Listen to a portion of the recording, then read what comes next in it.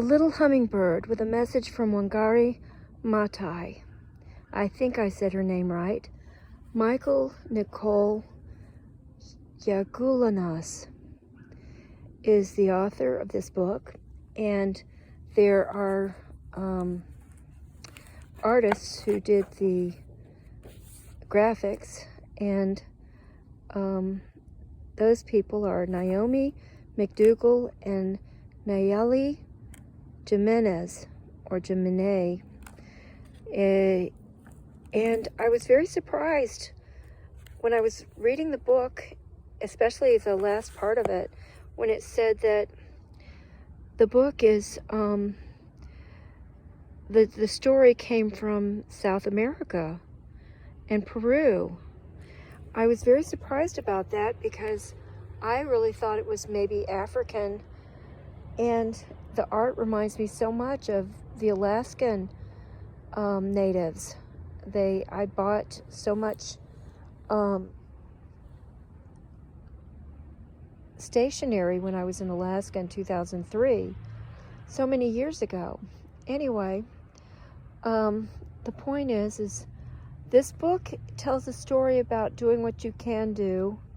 It talks about the story of the people who are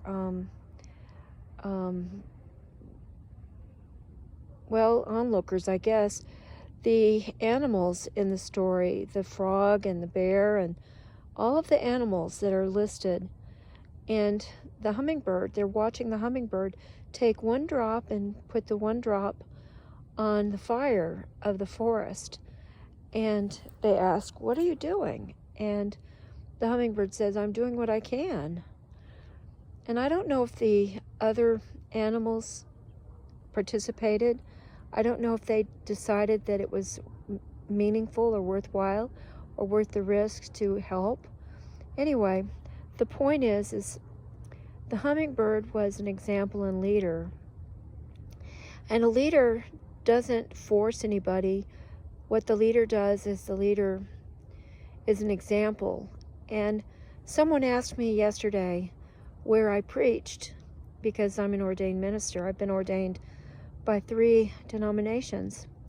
And I told them that, everybody's life is a sermon. And I don't have to be behind a pulpit to preach. And Lamar Wadsworth was saying that women should be able to preach. On Facebook, he was talking about it. And I said, well, the issue is not that women can or cannot preach. The issue is, are we human? And if a donkey can preach in the Old Testament, why is it a human can't preach in the entire Bible? Women are quoted, women are in the Bible, women are talking, and our lives are a sermon. I think that probably in churches, the important issue is money. That people who stand behind a pulpit receive a check. And people who are women don't deserve that check. Only the men deserve the check. And that's really sad, because men can learn from women if they would listen, if they would watch. And like the hummingbird, do what they can instead of overpowering and oppressing. That's one of the things I learned with Jimmy Carter's book, A Call to Action,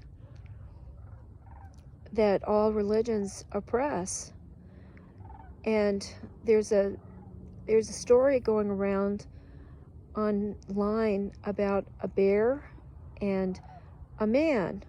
Who would you rather meet in the woods?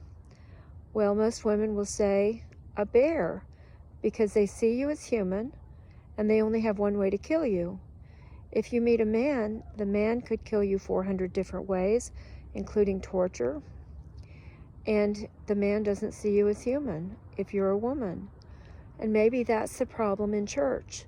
Maybe men don't see women as human, because they will allow a donkey in the Bible to preach, to speak God's truth, but they won't allow women to preach and speak God's truth.